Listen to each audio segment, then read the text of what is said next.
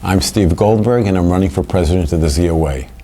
Now I want to talk to you about the need to return competence and honesty to the ZOA.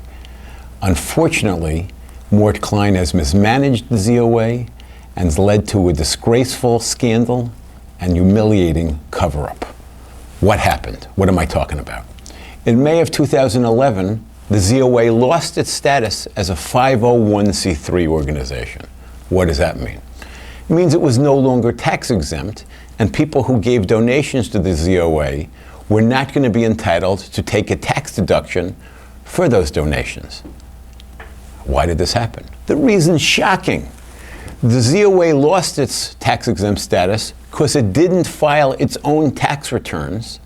It's called the Form 990 for 3 years in a row. The Form 990, it's supposed to be filed with the IRS every year on time. It contains information about the money that the organization receives from donors and the expenses of the organization, including the salaries of the executives. It's publicly available so that people who want to know can find out which organizations are well managed, how those organizations are doing financially, and how the donations are being spent. Every nonprofit, including the ZOA, knows that it's legally required to file those forms on time. Well, the ZOA did not follow the law and did not file its tax returns for 3 years in a row. How in the world can that happen? Let me ask you something. Have you forgotten to file your tax returns ever, let alone for 3 consecutive years?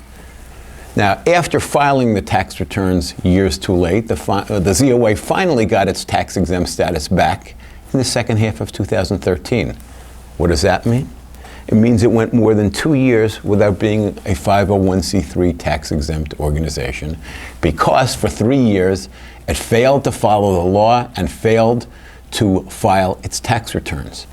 What's the explanation for this? Well, from Mort Klein, we get radio silence.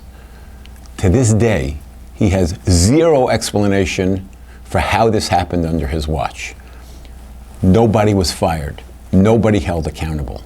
In any normal, reasonable company, those at fault would face consequences and be fired. Certainly the president who allowed this to happen for 3 years in a row would lose his job. Nothing like that happened with the ZOA. There were no repercussions. Even worse, information has surfaced that suggests that the failure to file the tax returns maybe wasn't just a mistake. What's that information? According to the Jewish Forward, which analyzed the financial information that the ZOA filed several years too late, Mort Klein received an enormous pay raise during the very same years the ZOA failed to file its tax returns.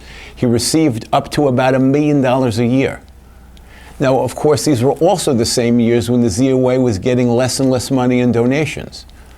But by not filing the Form 990 for those 3 years, there was no way the public could ever figure out how the ZOA was doing financially and could not possibly find out that Mort Klein was taking such an outrageous salary. I leave it for you to decide.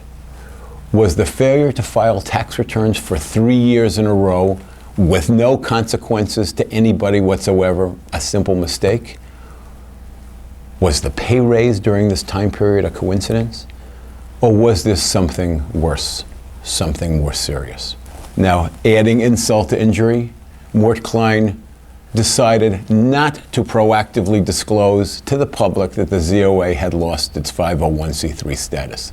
He decided to cover it up. The disclosure only became public when the Jewish Forward, caught on to the scandal and published an article in September of 2012, which was more than a year and 3 months after the IRS first took away the ZOA's tax-exempt status.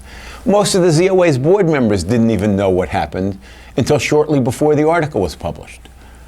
Mort had instructed ZOA employees to continue to solicit money from donors, but not to volunteer that the ZOA was no longer a tax-exempt organization. The employers were told to answer the question honestly if asked, but not to tell the donors up front. Well, who would think to ask that question? Wouldn't the donor naturally assume that the ZOA, which had been tax-exempt for many years, would maintain that status? Wasn't this a lie by omission? Now, this instruction was actually made in writing to the ZOA's employees, so Mort can't deny it. It happened. Finally, as icing on the cake, when one courageous employee objected to lying by omission to donors and protested this cover-up, she was fired by Mort Klein.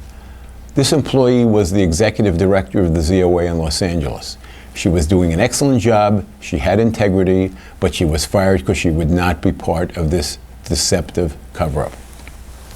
I believe this entire incident is shocking and appalling. It reflects poorly on the ZOA, which is supposed to stand for telling the truth, even when the truth is unpleasant. The ZOA is supposed to stand for integrity. Right now, it doesn't. I intend to bring openness, honesty, and integrity back to the ZOA.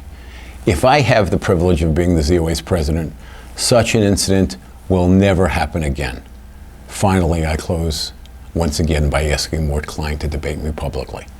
The people have the right to hear his explanation about this sorry event. He should be willing to answer questions about it and not hide behind evasions.